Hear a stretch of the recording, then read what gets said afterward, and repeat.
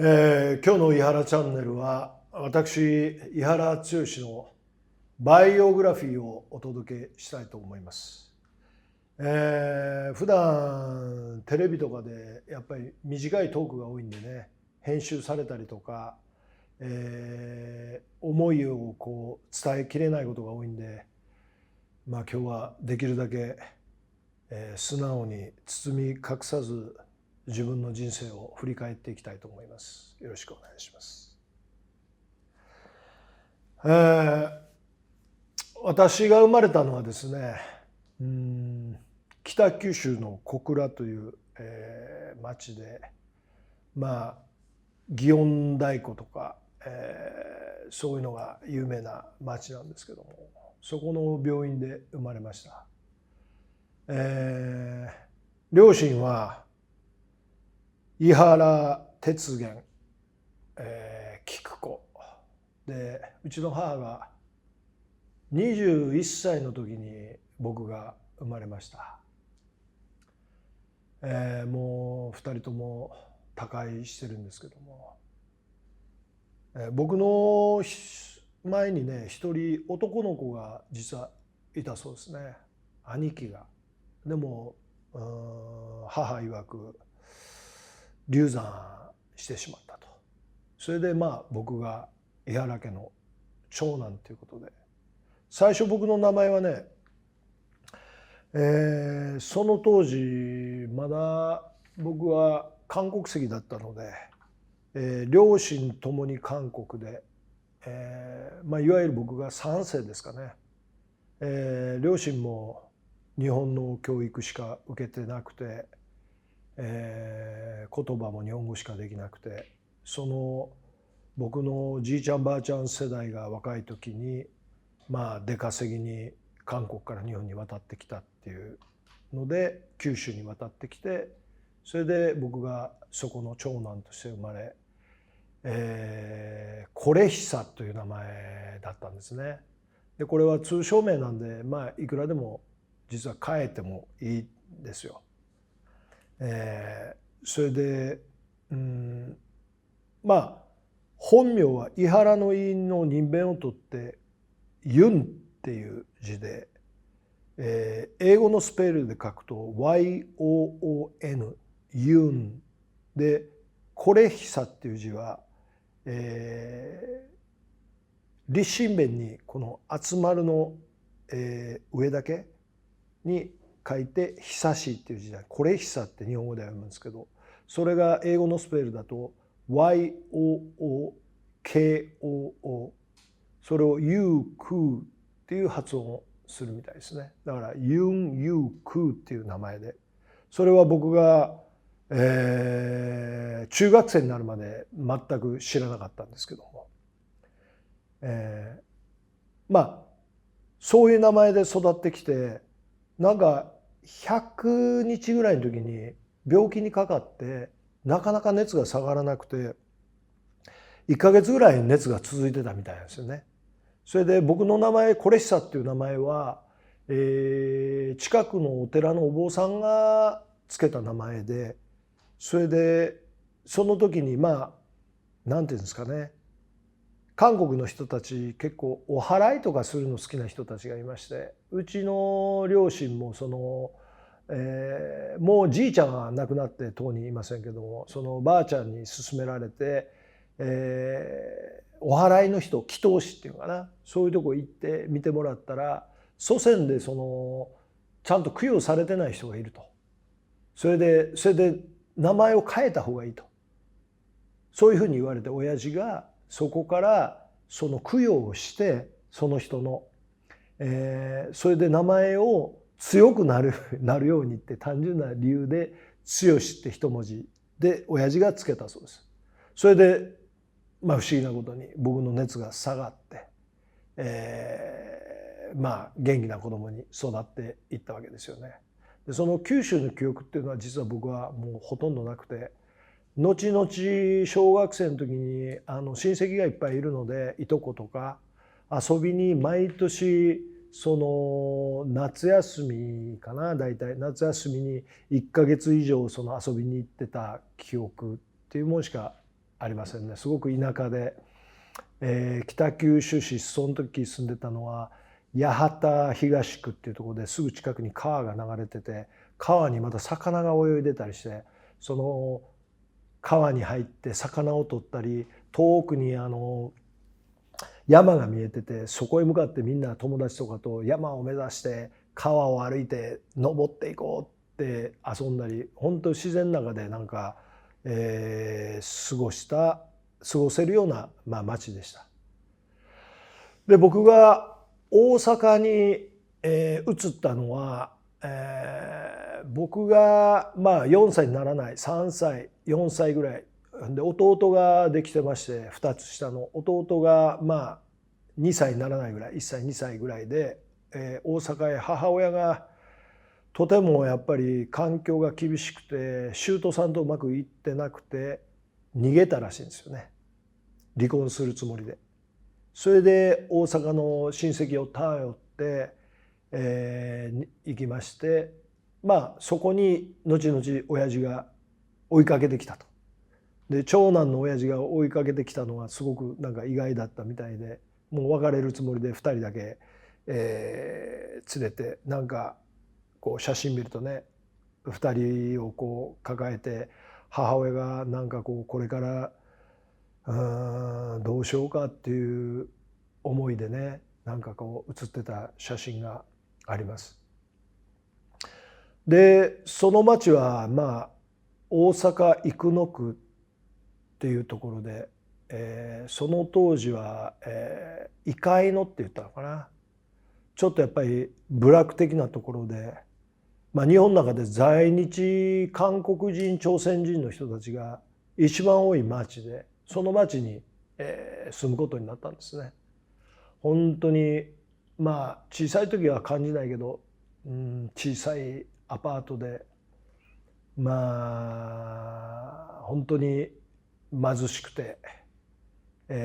小さいから貧しいなんて全く思わないですよね。やっぱりこう人って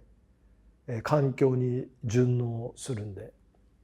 でそういう中で育って、小学校の時ぐらいから僕のこう記憶が結構あるんですけども、すごくわんぱくな反面、常になんかこう周り、大人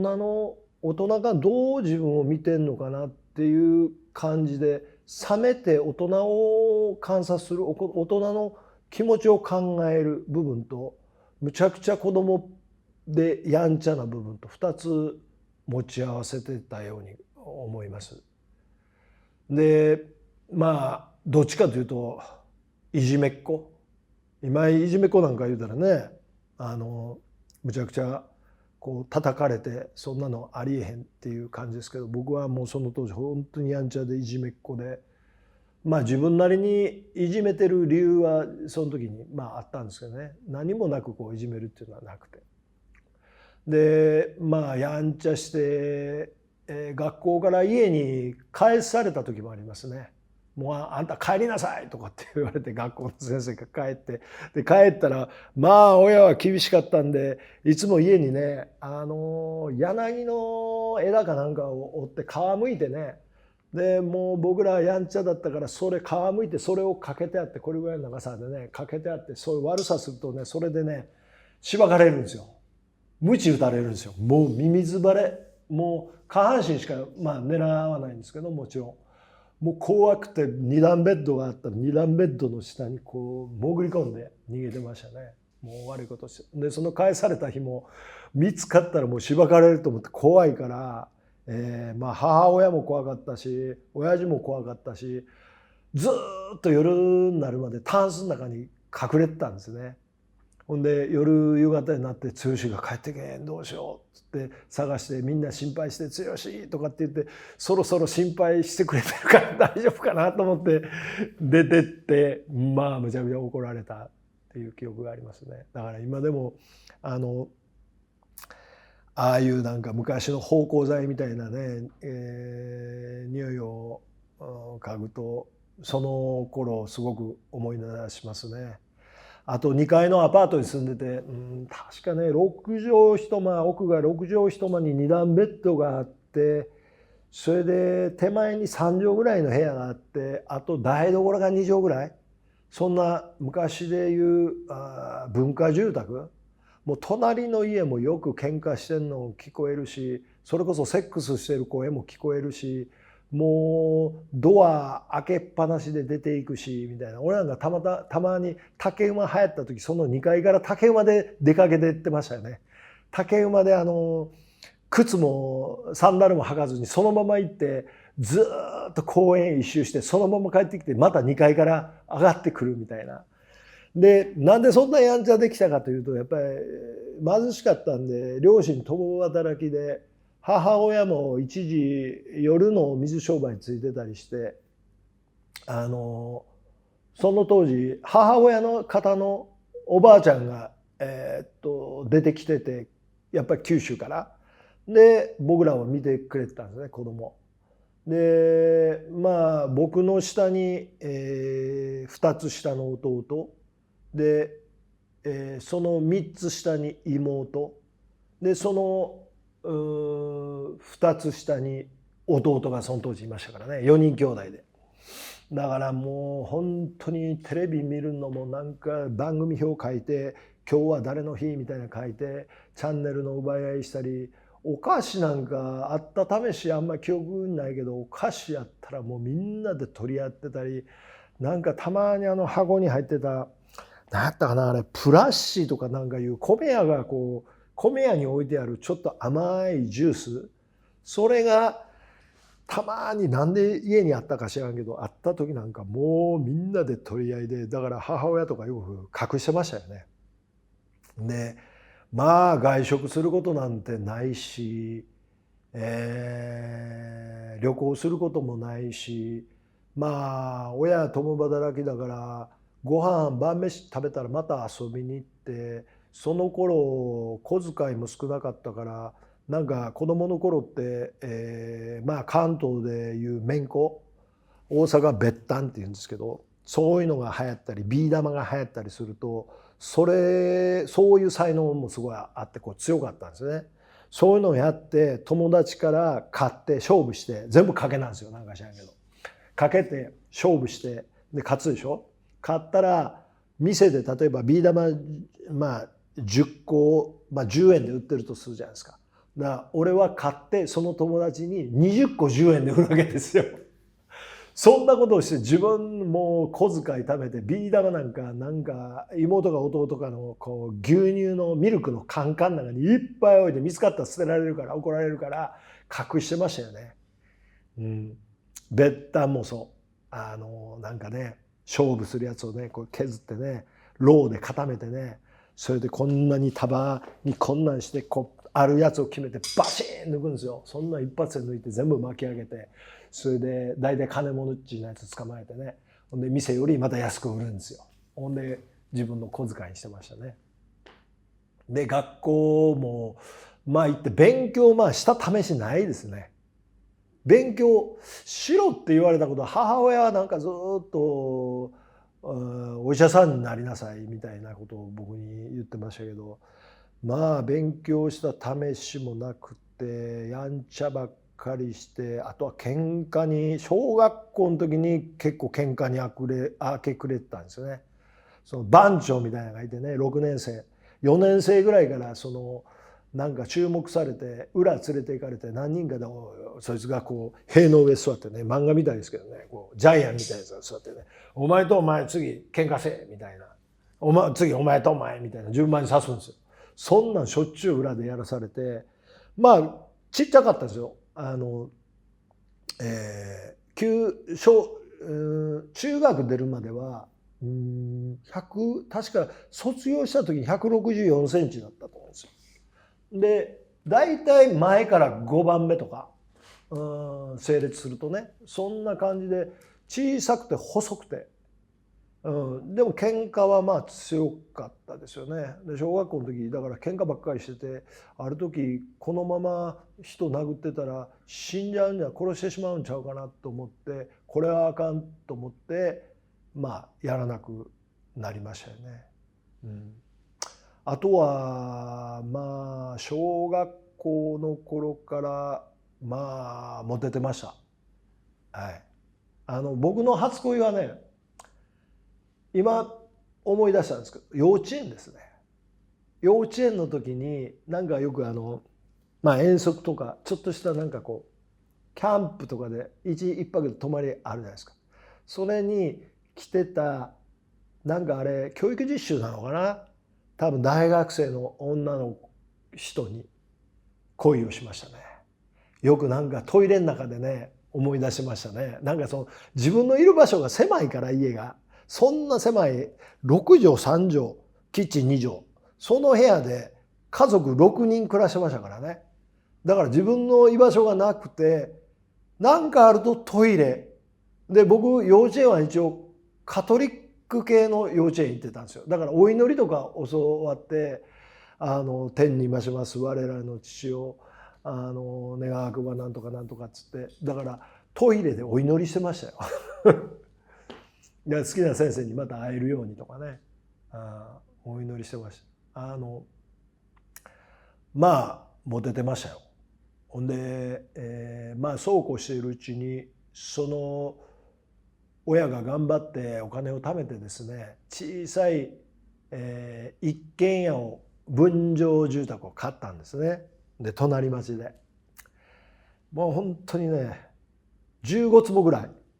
で、その当時はね応接間が流行ってたんですよ。でなんか知らんけど入ったらね、誰も応接しにけえへんのにね、応接間があって、そこにね応接セットがあってね、そこにステレオがあって、ほんでよくそこで僕ら何するかってただボンボン跳ねてるだけですぐなくなりましたけどね。まあ小さい本当家で、でもまあ家持てるのがすごかったのかな当時。なんかあと母親に聞いた話だと、なんか1600万ぐらいで買ったって言ってましたね、ローン組んで25年とか30年の。でそこに引っ越して隣町だったんで、僕がその前に、6年生初めまでいた学校で悪いのが隣町にまで伝わってたから、引っ越して学校に行った初日に給食の時間に給食室の裏に引っ張り込まれてリンチ受けまして、何人かに。でその時に、殴られた痛みよりも友達俺誰もいないんやと思って、すっごい寂しくて、で何を目覚めたか、勉強始めたんですよ。その時初めて。俺まで全くやったことないのに。だからやったことないから勉強やったらできますよね。ほんでできんのも楽しいし、その勉強に6年生の引っ越してからちょっと目覚めるんですよね。で6年生の思い出は今でも、その母親がね初めてね引っ越して、そういうなんか友達もこういなくて、やっとできた友達を、まあ11月6日生まれなんで誕生日の日にね招待してくれて、もうむちゃくちゃ嬉しかったな。奥の狭い部屋でケーキ買うてくれてね、ケーキをあれしてくれて、母親が料理作ってくれてね、まあむちゃくちゃ嬉しかったな。まあ僕兄弟多いからやっぱりね、どっかでお母さん大好きだったんですよね。お母さんのやっぱり独り占めができないから、すごい、まあそういう意味ではやっぱり立派なマザコン。でもマザコンっていう言い方はねおかしいかもしれんけど、でもお母さん好きだったですね。中学になってからもまあラグビーをやってね。でなんでやったかっていうと、まあ中学でラグビー部ってないですよ。でも大阪ではねその当時ラグビーが盛んで、ラグビー強かったんですよ。だから高校も強いし、大工大っていうその時はね。でラグビーの平尾さんとか多分同級生やから、そういう大阪でやっぱり盛んで中学からやってる人たち多くて、小さいからスクラムハーフっていうまあポジションと、あとたまにスタンドオフっていうポジションをやって、まあでもなんかもう弱くて、ちょうど僕が入った時にできたチームラグビー部ができたんですよ。でサッカー部はちょっとなんかこう悪っぽい感じで、ラグビー部はまあそうでもなくて、ただまあ小さい細いし、もうタックルしても飛ばされて痛くて、でも3年間まあ一生懸命やってましたよ。ボール持って帰ってね、その頃こう唾でねこうやって磨いてね、あれ汚いですよね。唾で一生懸命全部ボール磨くんですよ。そんなことをこうやらされて、で、まあやんちゃでしたけど、正義感って自分の中にある正義感がすごく目覚めてきた年かな、中学は。だから同じラグビー部のやつでも警察に補導されたやつとかがこういると、そいつら並ばせて、そいつら一人一人ビンタ食らわしてましたからね。そいつらのせいでちょっと部活が停止したりしたから。まあ僕副キャプテンだったんですけど、キャプテンはちょっとおとなしかったから。まあそんなことやって、まあ非常に中学あたりになるとね、女性にも興味があってね、いっつもエッチしたいなと思ってましたよ。どうやったらエッチできんのやろうなとか、その妄想だけがねこう膨らんでね。ほんでまあ女の子とかも一緒にストーブの前でこう喋ったりとかねしてましたし、初めて付き合ったのも中学の2年生ですよ。もう付き合いも何も意味わからない。付き合うって何って感じで。ほんでなんでそのまあ付き合うことになったかっていうと、その時女の子が弁当作ってくれるんですよ。中学は自分の弁当持っていかながら。ほんでまあうちなんか親朝あんま早く夜の水商売出て、母親なんか朝起きれないから、もうパンだとかその辺で買って持っていく生活で、だから弁当とかにすごい憧れてて、その女の子が弁当を毎日作ってくれるんで付き合うって言ったん。ただそれだけ。その条件で交換日記せなあかんようになって、それが面倒くさくてやめましたね、自然に。はい、手もつなぐこともなく弁当欲しさの初めての僕の付き合いですね。でまあ3年生もまあ非常に活発に過ごして、中学は楽しかったですね。なんか友達と和気あいあいで、まあ学校は厳しかったですけどね、僕は1年生入った時にちょうど不良がその前の年までいたような世代で、どこの学校も入った時学校の窓ほとんどないんですよ、割られて。ほんでもう先生たちがこれ見ろここがチャンスやっていう、もう僕らの時からむっちゃくちゃ厳しくなって、もう頭も中学坊主ね。ほんで指こうやって指から出たら、ここ大阪でチャリ毛って言うんですよ。ここガー引っ張られてね、つま先立ちになって、上引っ張られるからつま先立ちになって、ね、痛い痛い痛い痛いみたいな、そんな体罰なんか当たり前で、クラブでちょっと遅れたらスパイクの裏でカーンつって殴られたりとか、頭割れるんちゃうかと思うぐらい、野球部は野球部でケツパンバットなんかしたらパーンで並ばされてケツ出して、まあよくやってましたよ。そういうなんかこうスポコンの時代か。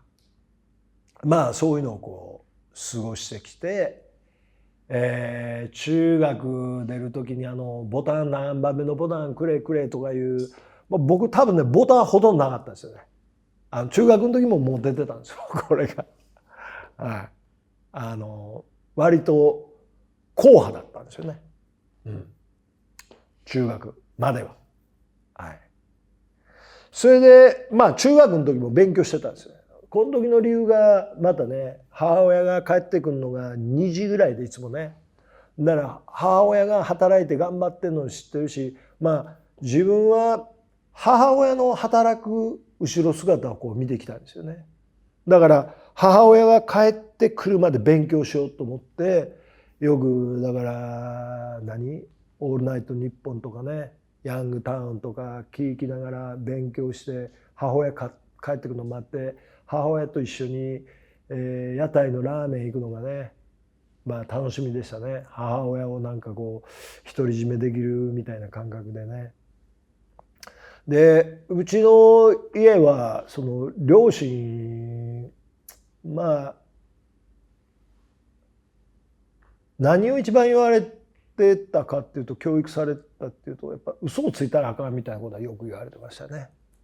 なんで嘘つくねんとか、嘘ついたらあかんとか、でそれは僕が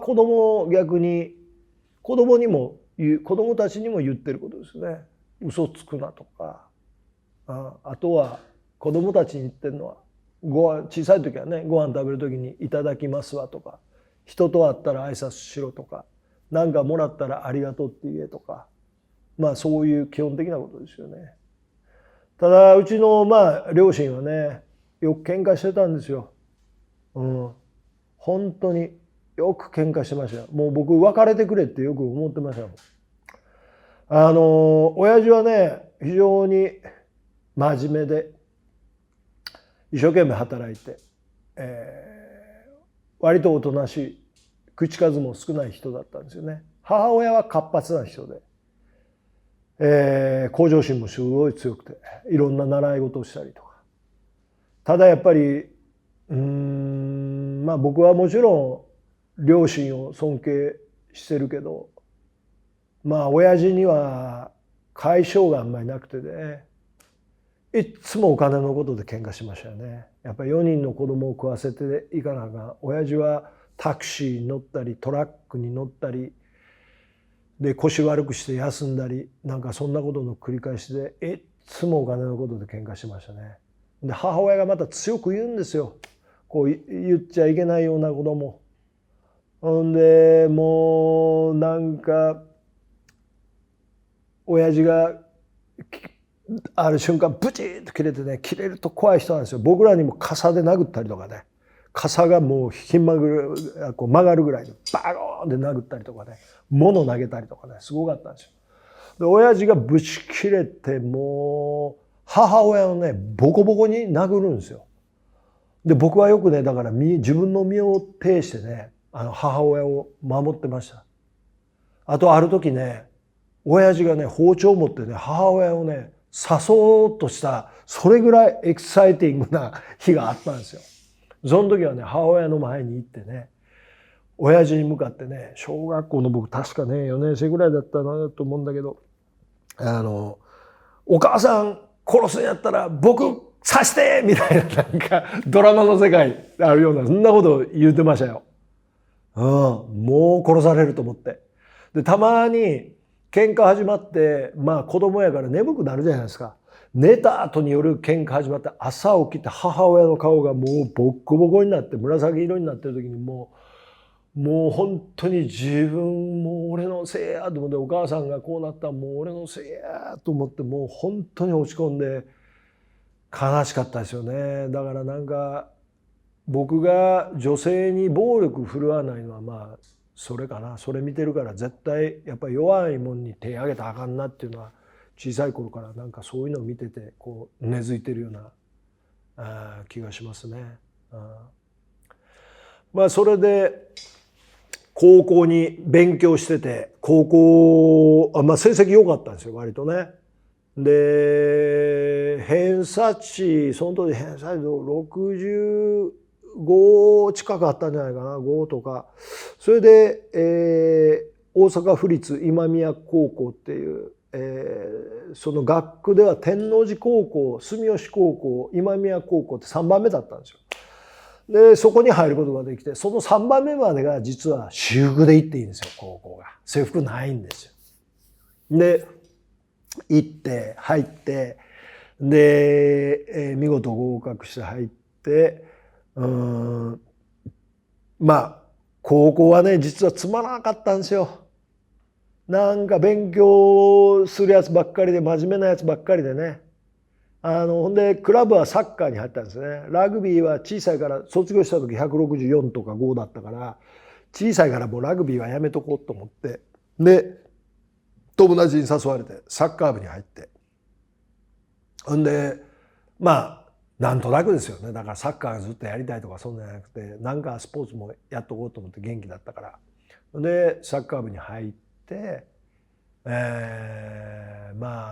勉強は学校が割と早くつまらなくなって、そうそう、私服で行ってええけど、自分だけはちょっと昔から学ランに憧れてて、こんなやつでこっち竜とこっち虎と、そんなん中学の時も流行ってて、高校になってもそんなん作って、ちょっと長めの、中乱でボンタン、それで行ってて、でその時になんか東京から来て、東京出身の数学1か2かちょっと忘れたけど、その先生に問題が解けなくて前でけなされて、でこんなね格好をしてるやつが落ちこぼれていく見本なんだよみたいなことを言われて、みんながバー笑うわけですよ。それで悔しくってくっそーと思って、こいつどうやったら見返せるかなと思って、その先生ね。でこれしかないと思ったのが、頑張って100点取ってやろうと思って、ほんで数学で見事100点取って2回ぐらい取ったのかな。ほんでその先生びっくりしてて、なんか「あやら100点」みたいな、みんなの点数読み上げてその時はね配るから、それがはーっていう感じで2回ぐらいもらって、またそれで、満足して、その次は赤点でした。だから高校はいかに、サボって、単位落とさないように、するかで、ある時期までね30歳ぐらいまでだからそういう夢見てましたよ。よくね歴史の先生と古文の先生が出てきてね「やらお前そんなことお前してて、テニスばっかりしててお前単位足らんから落とすぞ」いや僕単位足りてるじゃない、そんなん知らんお前あかんそんなことじゃみたいなことの夢をよく見るようになって、だから昼は友達とテニスして昼飯かけて、もう3時間目ぐらい終わったら昼飯食ってたかな。で、学校つまんないから、バイトするようになって、2年生の後半ぐらいから居酒屋でバイトするようになって、まあこれがね、このバイト先っていうのがね僕の人生を大きく変えたんですよね。2年生の後半かな。大阪の京橋っていうところがあって、そこの居酒屋でバイトすることになって、そこ大学生が仕切って大学生がやってて、そこのオーナーみんなにお母ちゃんって呼ばれてて、まあ独身で、俺が入った時65歳ぐらいやったかな。それでその人がまあ元気でみんなと一緒にスキー行ったりとか、タバコ吸って麻雀して、麻雀もだからそこで覚えたんですよ。ほんで3時ぐらいまでバイトするんですよ。で毎日じゃなかったけど週、まあ、最初3日クラブ終わってからまあほとんど毎日してたけど、3時だからバイクでね帰るんですよ、原チャリで、雨の日も、40分ぐらいかけて。でそのままだからバイクで学校も通ってましたね、見つからないように。見つかったら定額やけど。で何を教わったかっていうと、まあそこでね本当にね人生、大学生の先輩から人生をいっぱい教わりましたよね。絡んでくる客のしばき方まで教わってね、その頃はもう高校の間に18センチ伸びて、サッカー部でゴールキーパーやる羽目になって、やりたくなかったのに「お前顔根性ありそうやからキーパーやれ」っつって先輩に言われて、ほんでキーパーやってたら背どんどん伸びてきて18センチ伸びて182ぐらいになってたんですよ。だからバイト先でも「お前仕切れるから俺がいない間に仕切っとけ」で、その先輩が留学した時にその仕切って店を切り盛りしてたんですよ。お金計算してね締めて、そのオーナーのねお母ちゃんの家まで持ってったりとかね、原チャリで。まあ結構ある時は30万とかあって挟んで、誰かもし襲われたらしばかなあかんので、ほんで客のしばき方とかね、1回だけしばいたことありますよ。お客さんちょっと表出ましょうかって言うんですよ。で表出てゴミ箱のとこ連れてったら表変して「お前何しとんだこら」っつってちょっとイチャモンつけるみたいな、それは大学の先輩から教わりまして、まあ見事に遂行してましたね。でまあ麻雀も悪いことも教えたし、あとそうですね、高校の時ねもう一回ちゃんと付き合ったんですよ。そうだ、付き合ってね、学校のマドンナみたいな子がおってね、むっちゃ可愛かったんですよ。その子がバスケット部のマネージャーやっててね、サッカーしてる時に、そう2年生ですよ。サッカーしてる時に、渡り廊下があって、そこを夜間持ってこう、2人でね、同じこう、マネージャー、女の子2人でこう、走っていくんですよ。トコトコトコ。髪の毛がその子ちょっと茶色かったんですよ。なんか地毛らしいんですけど。それが、なびいて、風に。キラキラキラ。もう俺たまらん思って、試合の練習中にブワー走ってって、突き寄て言って言ったんですよ。ほんなら相手がびっくりして、みたいな。ほんで俺も、俺何言うてんねん突然と思って。まあ前から好きだったんですけど。ほんで、付き合うことになって。で、その子は、まあ手も握ったし、ほっぺたにチューしたぐらいかな。なんか淡い、こう、あれでしたよね。で、まあ、俺の友達のちょっと悪口をこう言ってんのが自分で納得できなくて、俺はそんな女と付き合えんみたいなことを言って別れましたね。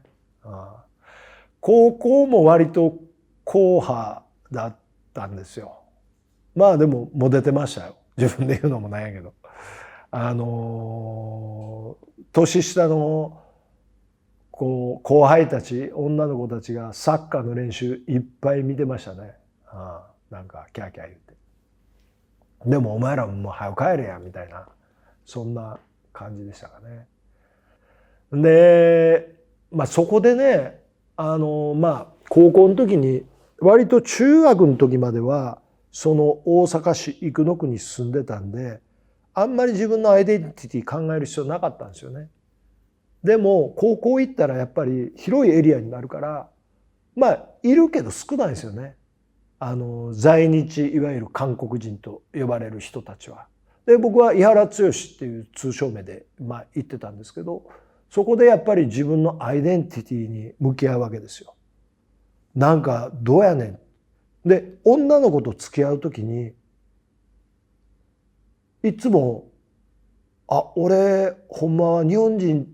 ちゃうねん、在日韓国人やねんっていうことをいつ言わなあかんねやろとかって思うんですよね。これ不思議。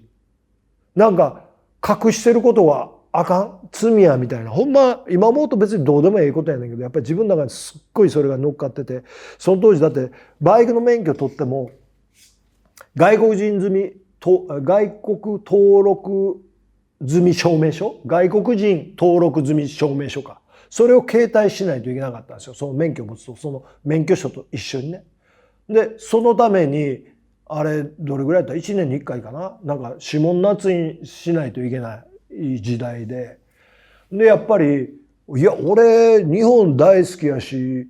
なんか自分が韓国人であるっていうことは隠しようのない事実で、国籍がそうやから、でも何なんやろうこれはってすっごい疑問を持つようになってたんですよね。これはすっごい自分の中学高校とだんだん膨らんできて、俺って一体何やろう。でこれは実は小学校の時からその思ってた。例えば小学校の時に僕、作文に書くこんな夢がありますみたいな、こうみんな書きますよね作文。その時に僕が書いてたのは、何でも自由にできるような経済力を持ちたいって書いてるんですよこれ。ほんでこれはやっぱり後々分かるんですけど、僕やっぱりねずっと自由を求めてるんですよね。自由に生きたい。でこの自由がまたその今言ったアイデンティティとやっぱりこうぶつかってくるわけですよ。自由に生きるためになんで俺こんなんどうやって自由に生きるんやろ。それで高校の時は本当は体育の教師になりたかったんですよ。教えるのがすごく好きだったから。で体育の教師、先輩たちもいたわけですよ。一応いわゆる進学校だったからほとんど大学に行くわけですよね全員。でも実際にサッカー部の先輩で、その上の例えば大阪教育大学っていうところ例え出て教員免許取ったとしても順番待ちしてるだけで採用されない現実があったんですよ、その当時韓国籍を持ってる人は。でそれをその先輩とかにも聞いて、何のためにじゃあ教師なられへんのに免許取ってどないすんねんと思って、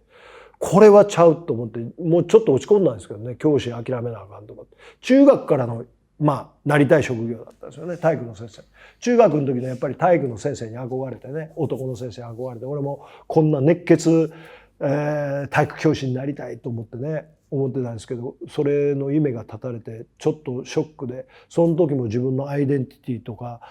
ね、すごいいろんなことで悩んで、それでふと思ったのが、やっぱり根底に多分どうやったら自由に生きれるかっていうのがあって、役者っていう仕事を目指しやったらいろんな職業になれるし、なんか自由そうやなっていう割と単純な気持ちで役者っていうのをチョイスして、で自分の中では学校嫌いだったんで、同じ朝早起きて夕方まで仕事してっていうサラリーマンには全く向いてない。もうやる気もなかった。で大学も教師になれないんだったら目標を持たないで大学行ってどないすんねん。家も裕福じゃなかったし、それで役者っていうものを目指そうと思って全く知恵がないから、そこでバイト先のそのお母ちゃんと呼ばれるオーナーが大阪の新通っていう広告代理店の会社があって、そこの社長なんか知ってて、そしたらこんな子がおんねんけどどっかなんかええとこ知らんって言われて、で僕はもう東京に行くしかないと思って、でその当時吉本、今は吉本すごいけど、その当時の吉本はどうしようもないやつがこう行く、悪さしてどうしようもない、もうアホでどうしようもないやつが「お前そんなことしてたらお前吉本しか行かれへんぞ」って言われてたとこだったんで、だから役者で吉本行くっていうのは選択肢全くなくて、ほんでそのお母ちゃんが聞いてくれて、そのつてで千葉真一さんがやってるアクションクラブっていうのがあって、今でもむちゃくちゃ人気やぞって言われて、そこオーディションがあるから受けてみるかって言われて、それで受けた。そしたら8500人ぐらいの中から50人選ばれて、その中に見事入って、私18の春卒業して、もう卒業だけは親のために、親に金出してもらってるんで絶対しようと思って、バイトでお金貯めて自分で東京に出ようと思って、で実費で貯めて、その頃もう月10万ちょっと稼いでたんで、5、6万は半分は貯金し、半分は友達とスナック行ったり麻雀したりして遊んで、それで東京へ行ったんです。この東京の話は、後編ぜひ。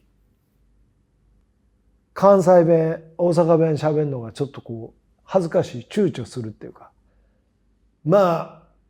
自由はやっぱりいいよね。何がって全てにおいて自分で責任持てばいいから。チャンネル登録よろしく。